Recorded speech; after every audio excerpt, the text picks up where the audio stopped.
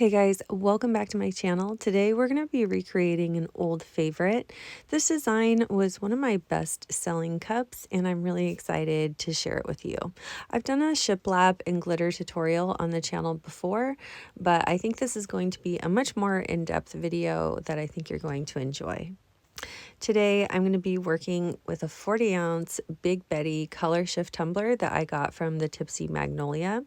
I'm going to have this tumbler and all the other products that you see in this video listed and linked down below in the description box.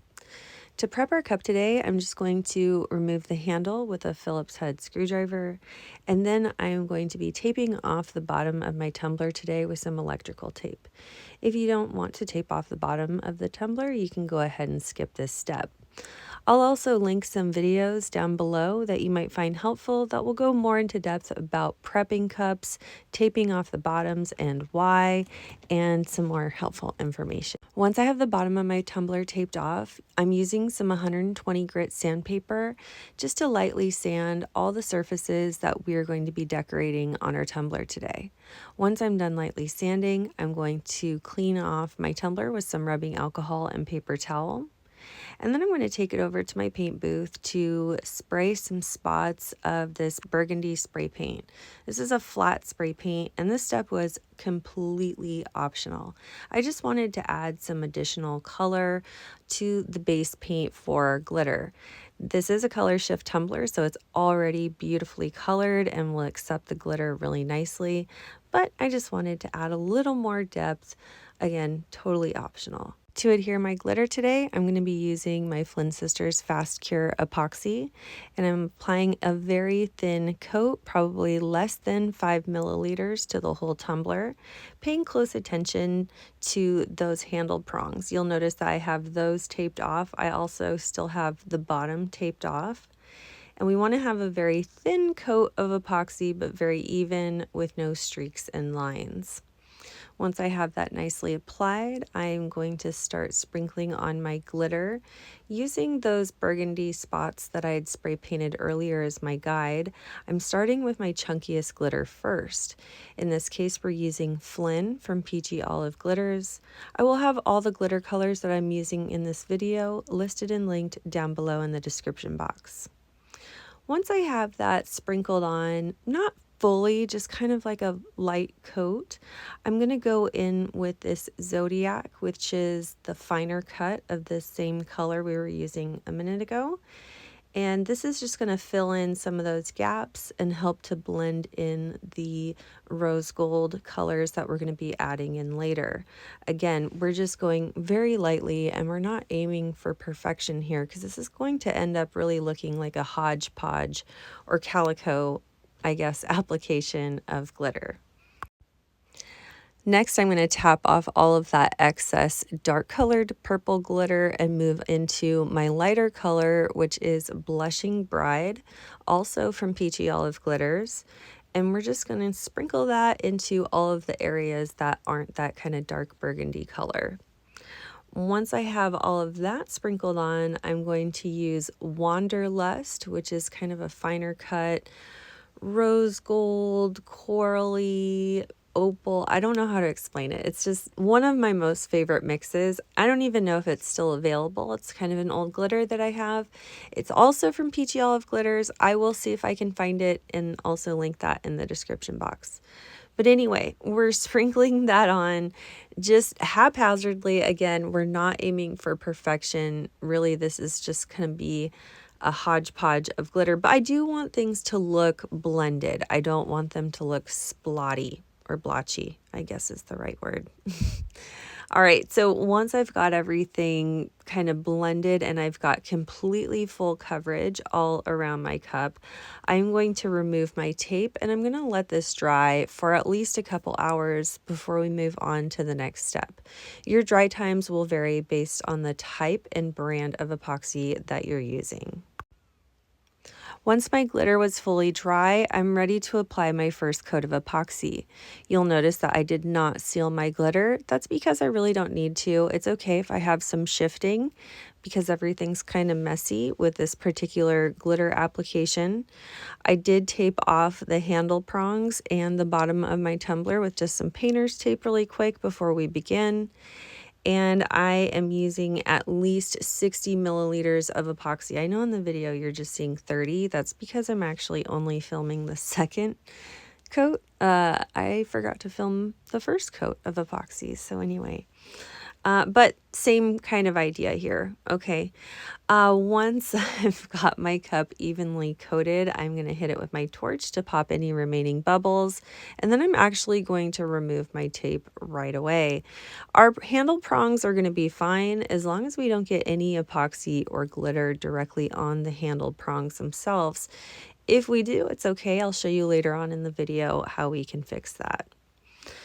We really want to epoxy this until it's mostly smooth. There is a lot of chunky glitter and things on this cup, so it's okay if it's not totally smooth by the second or third coat. The idea here is that we have some pokies poking up. We're going to use that for our texture in our shiplap later, but we don't want it too rocky road because we're also going to be applying decals and we don't want the paint to look totally messy. So we want to have it smooth-ish, okay? My cup took 3 coats of fast set before I was ready to move on to the painting. You may be lucky enough to get away with 2 coats, but it's completely up to you and your environment and how much coverage you got with your epoxy. Anyway, once we are at the smooth-ish stage, which again for me was at 3 coats, and everything's nice and dry, I did not sand. Normally I would sand at this point, but again, because we're going to be using some of that pokey texture in our painting, I left it. We also don't want to sand before the painting and paint removal process that we're going to be doing because you will see the paint stuck into that sanded epoxy texture and it doesn't come out. So don't want to sand at this stage. We do want to tape off everywhere that we don't want shiplap. So take some time to kind of map out your design in your head and think about where you want your shiplap. Also, how much shiplap space you're going to need in relation to the decals that you may be adding later. Here's what I decided on for my shiplap design and tape placement. You may decide on something totally different. And I'm going to start with a very dark colored paint first. I want to have a 3-layer color shiplap base. You don't have to do 3 colors. If you just want to do white and black, that's totally okay. I've done it with like a dark navy at the base and then black and then white. That's also pretty. I've done it with like a seaside teal color for more of a beachy look. It's totally up to you, but I love doing that color at the very base. In any case, we want to use matte paints. So this technique works best with matte spray paint. My preferred kind is the Rustoleum 2X flat paints. I start with that maroon grape color first. As soon as that's dry, I go in with a flat black, and then as soon as that's dry, I go in really heavy with a flat white, almost 2 full coats of the flat white. The burgundy and the black, I did a very light coat, just 1 light quick coat for those. As soon as my spray paint was dry, I went in with some matte acrylic paint and a paintbrush. This is just some cheap, 50-cent paint that I got from the craft store. And I have white and I have gray. I'm going to start with the white, doing messy brush strokes with the start of my brush strokes right along the tape line. These paint brush strokes are what's going to add that aged wood look once we go through the paint removal process. This part is also optional. If you wanted to leave it out, you completely could. But again, this is really what adds that kind of depth and real wood look that I just love. So definitely take your time doing this. It took me less than 5 minutes to slap this paint on. You also want to make sure that your brush strokes are going in the direction of your shiplap. At this point, we can remove the tape while we're waiting for that acrylic paint to dry. Be careful not to disturb it. And then we're going to really let that paint fully dry. I would say about 20 minutes to a half hour, depending on how warm your workspace is. Now we're ready to start on the distressing technique. We have some acetone that I got from the hardware store in kind of one of those little push top bottles. And then I also have some 91% rubbing alcohol in my little spray bottle there. And I'm using an old rag to just remove all of the big portions of paint first with the acetone. So anywhere that we know we need to just remove large portions of paint, I'm going over that with just a couple pumps of acetone on my rag. Things are going to get messy once we do that. So then to clean it up, I will go to my 91% rubbing alcohol, spray some of that on my rag, and then clean everything up with that. The acetone removes the paint at a faster rate than the 91% rubbing alcohol. So the idea is that we can shape and design and really cut through with the acetone, and then we clean up and further distress with the alcohol, because the alcohol won't strip as much paint as quickly, if that makes sense. It's very important that you fully remove all of the excess paint from the glittered and epoxied areas. You could see now why it's important that we don't sand before this step, because if our surface was sanded epoxy, the paint would stay in those pitted areas that we had sanded, and it would stain that epoxy layer, and you cannot get it out. Ask me how I know. Okay, so we're going to continue that process all the way around the edges of my shiplap. I'm even going to cut in some places where maybe some of that glitter was poking up, and I'm going to go in with just the rubbing alcohol and start scrubbing and rubbing until I reveal those paint layers underneath, which kind of looks like knots and chips out of the shiplap, if you will. I just continue this all the way around the cup. If you find that things are getting too messy and you're having a hard time controlling the excess paint, you may want to try cleaning up with 70% rubbing alcohol, because that's going to work at a much slower rate. Yes, this does take a little bit of elbow grease, and it does take a little bit of time. If you wanted to just do one panel rather than the two, of course, that's a lot less work. But once you get the hang of it, it really is pretty fun and easy.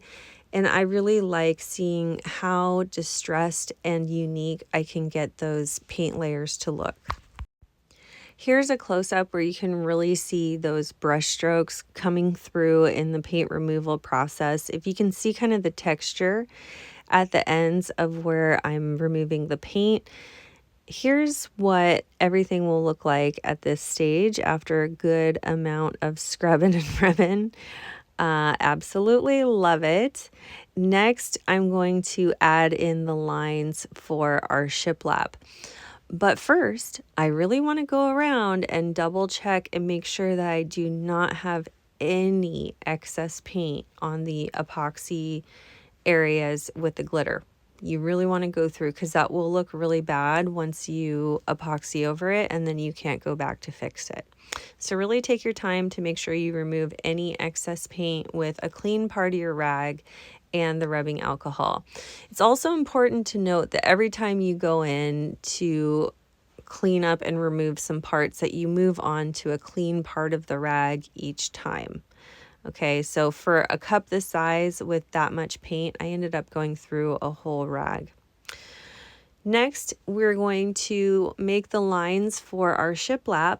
Again, a very optional detail. Using an architect's ruler, I'm going to hold that ruler flat against my cup so I get a nice straight line, and I'm going to mark every 1/2 inch. I'm going to do an identical set of lines on the other side of our shiplap section so that when I go to connect the dots with a piece of cardstock, I can just take my pencil and connect the dots from left to right. This way I get nice straight lines through my shiplap. We are going to use a pencil for this step. It's very important that you use pencil because it will not bleed when we go to epoxy over it, and we don't need to seal it. That pencil is going to allow us to make little details and lines to make all the different slats for our shiplap. This part's really fun because you can make your lines as heavy or as light as you want. If you are adding a decal over it, I would recommend maybe going very light-handed with most of those lines. You can see how I made mine here. And finally, we're going to start adding in our UV DTF. Your UV DTF application should not disturb your paint at this stage. If you're concerned about that, then I would epoxy over first and then apply the UV DTF later. I just put mine right over the paint. There was one tiny spot where my finger scratched the paint a little bit from the application, but that's okay because, again, we're making distressed shiplap wood, so it's fine. I'm also going to apply my decal at this point. I cut my decal out with my Cricut using some textured metallic vinyl. I will link the vinyl that I'm using down below. If I was not using textured metallic vinyl, I would absolutely not put my decal on at this point. But because I'm using textured and you're not going to see any of the bumps and spots below it, I went ahead and just applied it at this spot. Again, if you're worried about disturbing your paint, do a coat of epoxy first and then apply your decals later. But I wasn't worried about it. I just went right over the paint. Okay, so here's what we should have now. And now I'm ready to move on to my final coats of epoxy. All right, and now for my final coats of epoxy, I've got the handle prongs taped off. We do that for every coat of epoxy with these kind of cups. But I don't have the bottom taped off for this coat, and that's because I'm going to bring my final coats of epoxy down below the original glittered and painted tape line, and that's going to create the final seal for the tumbler on the bottom rim, okay? I'm not going to bring that epoxy all the way around the bottom rim. I'm just going to bring it all the way down to the tip and then wipe off the excess from the very bottom. If you need more information or help with how and why to tape off the bottom of your cups, I will link a video in the description box. Totally optional though. All right, once I've got my epoxy applied, I'm going to hit it with my torch to pop any remaining bubbles, and then I immediately remove that tape. I'm going to let this dry for about 4 hours before we move on to the next step. Keep in mind your dry times may vary based on the type and brand of epoxy that you're using. It's at this stage that we're finally going to do our sanding. Normally, I would do the sanding after the second or third coat, but again, because we wanted to use some of that rocky road texture with our painting technique, I left it up until now at the fourth coat. This is when I'm going to go through with my little e-file and knock down any points from that chunky glitter, and then I'm going to sand the remainder for just any remaining kind of bumps and lumps. I'm also going to do my normal sanding routine of removing any kind of epoxy from the top rim with my sanding block. I want to expose a fine line of stainless steel here. This is where our final coats of epoxy will adhere to create the final seal for our tumbler on the outer rim rather than the very top rim where it's more vulnerable. Once we're done sanding, I'm going to clean this up with some rubbing alcohol and paper towel, and then we're ready to move on to the next step. Here we are applying our true final coat. For this final coat, I am using our Flynn Sisters Artist Cure Epoxy, so this stays bright and beautiful for a very long time. And again, I've taped off those handle prongs. I turn my turner off when I'm applying epoxy around the handle prongs. This is how I get it nice and smooth. Once everything's smooth and perfect, it may take a couple coats to get there. We are going to remove any excess epoxy from our handle prongs using a craft knife. If you're having a hard time getting this off, you can hit it with your heat gun really quick. Just be sure to not disturb those final beautiful coats of epoxy, because we don't want to get to this step and apply our handle before we're ready to, right? We want to wait till the very end. So after I've got all the excess epoxy removed from those handle prongs and they're cleaned up, I should be able to easily screw back on my handle with the screws that it comes with and just a Phillips head screwdriver. Easy peasy. And we are done with this one. So yes, this was a long tutorial. This was a long process, but worth it. I love this technique. It reminded me of making cups from the olden days, I guess you would call it by now. But it was fun. Let me know what you guys thought about this one in the comments. And if you haven't already, please subscribe to my channel. I upload videos every week, or at least when I have time. Thank you guys so much for watching, and we'll see you again soon.